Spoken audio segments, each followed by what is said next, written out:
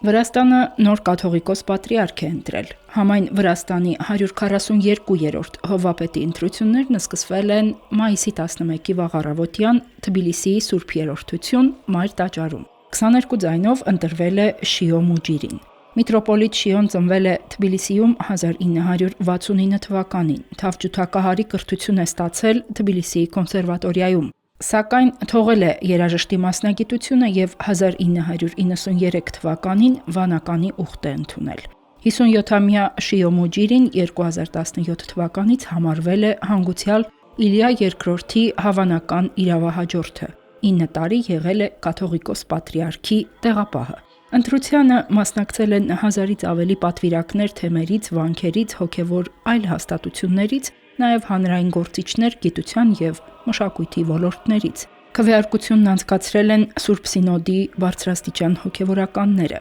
Շիո միտրոպոլիտը 39 քվեից 22-ն է ստացել։ Իր ելույթում նա հայտարարել է, որ Վրաց ուղղափառ եկեղեցին պետք է շարունակի հանդես գալ իբրև ազգային ինքնության պահապան եւ ազգը միավորող կառույց։ Վրաց եկեղեցին առանձնահատուկ տեղ ունի պետության կյանքում, ինչպես Հայաստանում բնակչության մեծ մասը ազգային եկեղեցու հետևորդ է։ Քրիստոնյա Վրաստանը աշխարհիկ պետություն է։ Այդուհանդերձ 2002 թվականին սահմանադրորեն ամրագրել է եկեղեցու բացառիկ դերը պատմականորեն, նաև եկեղեցու արտոնյալ կարգավիճակը, սեփականության իրավական պաշտպանությունը եւ ազդեցությունը հանրային գործընթացներում։ Վրաց եկեղեցին պետականորեն ճանաչվել է որպես ազգային ինքնությանը սատարող հիմնական ուժ։ Վրաց ուղղափառ եկեղեցին ֆինանսավորվում է ոչ միայն կամավոր նվիրատվություններով, այլև տարեկան 25 միլիոն լարիի, այսինքն 9-ից 10 միլիոն դոլարի չափով կանոնավոր ֆինանսավորում է ստանում պետությունից։